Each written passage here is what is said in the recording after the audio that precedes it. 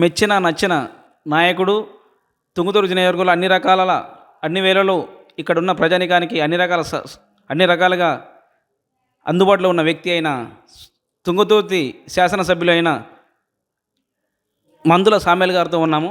ప్రస్తుతం తుంగతుర్తి నియోజకవర్గంలో అనేక రకాల కాంగ్రెస్ పార్టీ ఇచ్చిన గ్యారెంటీల గురించి అడిగి తెలుసుకునే ప్రయత్నం చేద్దాం. సార్ నమస్తే అండి, వెల్కమ్ టు ఏటీవీ.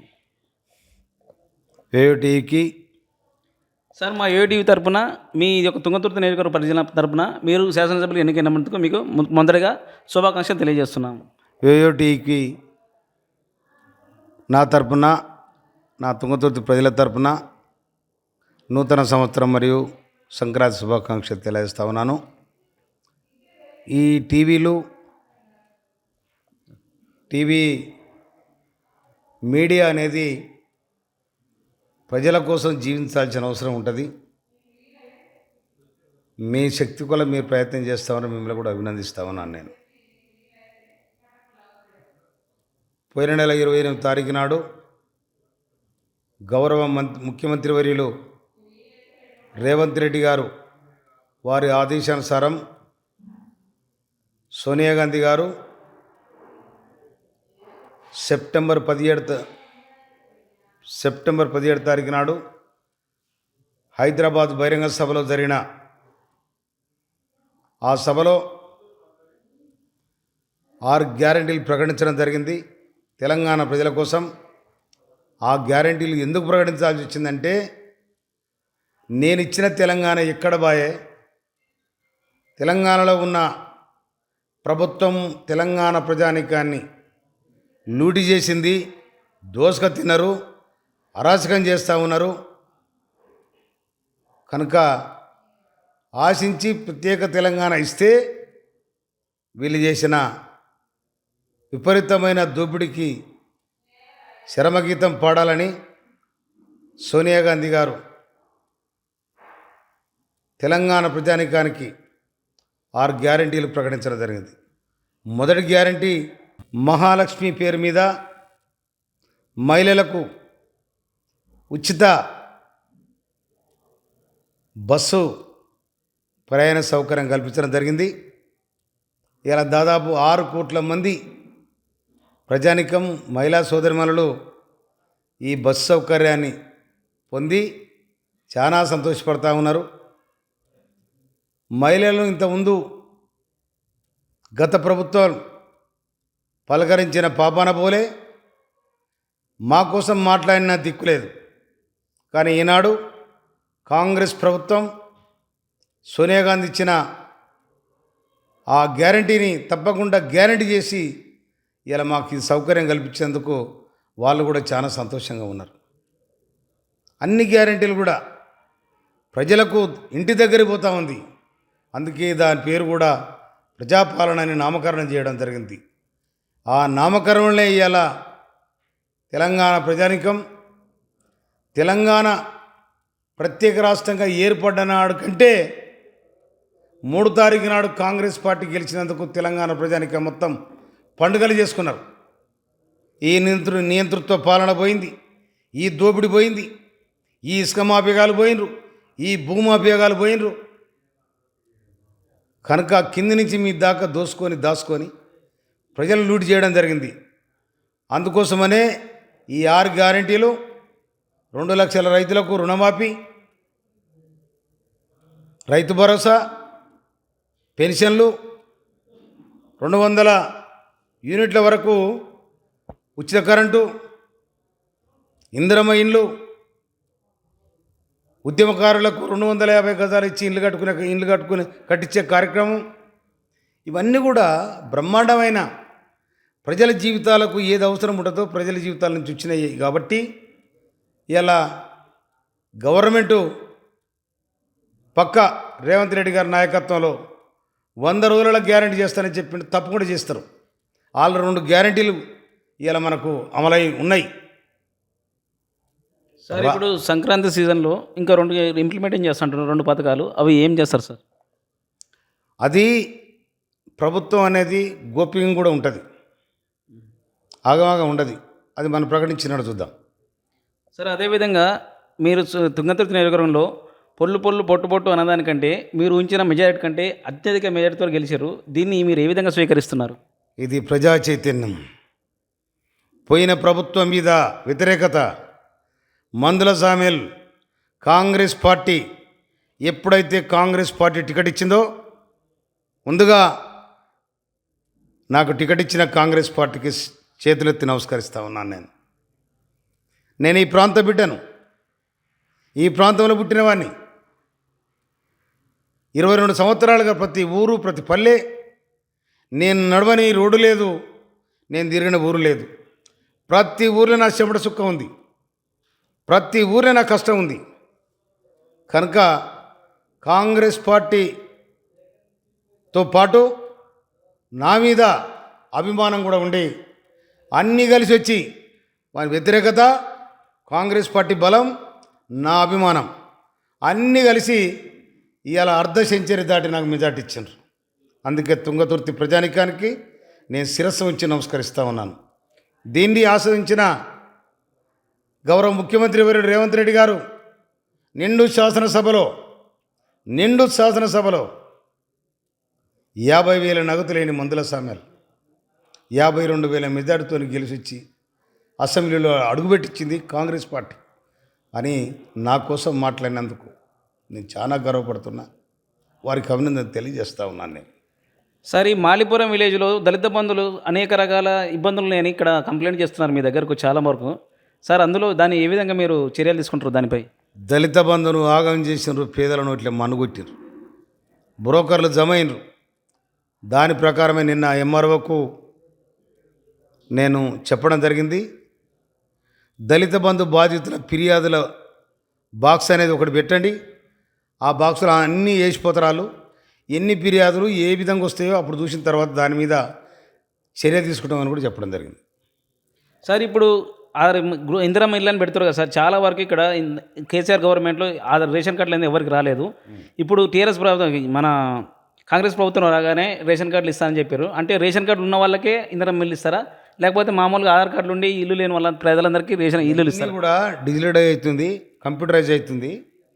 అయిన తర్వాత 6 గ్యారంటీలల్లో ఇవన్నీ విశ్లేషించిన తర్వాత దేనికి మనం అమలు చేయాలి, ముందుగా ప్రయారిటీ ప్రకారం అది అమలు చేస్తాం.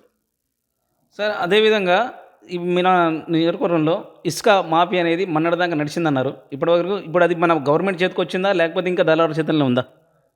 ఆల్రెడీ గవర్నమెంట్ చేతికి వచ్చి అది ప్రజల చేతికి పోయింది అప్పుడే. ఇలా బికెట్లకు ఏదో వచ్చిరట, వస్తే జనం ఎంటబడితే ఉరికిన వాళ్ళ కార్లు వేసుకొని. ఎట్టి పరిస్థితుల్లో నేను దాన్ని, నా నినాదమే ఇసుకను బంద్ చేపిస్తానని చెప్పిన, నేను దానికోసం కట్టుబడి ఉంటాను. సార్, అదేవిధంగా మీరు తుంగతుర్తి నియోజకవర్గ ప్రజలకి ఎలాంటి ముఖ్యంగా మీరు తుంగతుర్తి నియోజకవర్గం చేయవలసిన ముఖ్యమైన పనులు ఏమున్నాయి? తొందరగా ఇప్పుడు రోడ్ల కార్యక్రమం చేస్తా ఉన్నాను నేను. చిన్న పనులు. ఒక మాట, వెంపట్ల 40 ఏళ్ళుగా ఎస్సీల ఇళ్ళపై హైటెన్షన్ వైర్ పోతుంది. వాళ్ళు ఇల్లు కట్టుకోవాలంటే కూడా చాలా ఇబ్బంది, భయంగా బతికారు. కానీ నేను మొన్న పోయి ఎస్సీ గారికి ఫోన్ చేసి, ఎలక్ట్రిసిటీ విద్యుత్ శాఖ ఎస్సీ గారికి ఫోన్ చేసి అది తీపించడం జరిగింది. వాళ్ళు ఎంతో సంతోషపడ్డారు.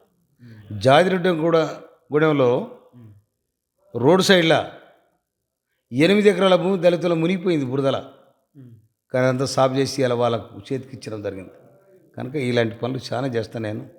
మొదటి ప్రయారిటీ రోడ్లకు ఇద్దామనుకొని నేను అనుకున్న, తర్వాత విద్య, ఇవన్నీ కూడా ఒక్కొక్కటి ముందు పోవాలని కూడా నేను అనుకుంటున్నాను.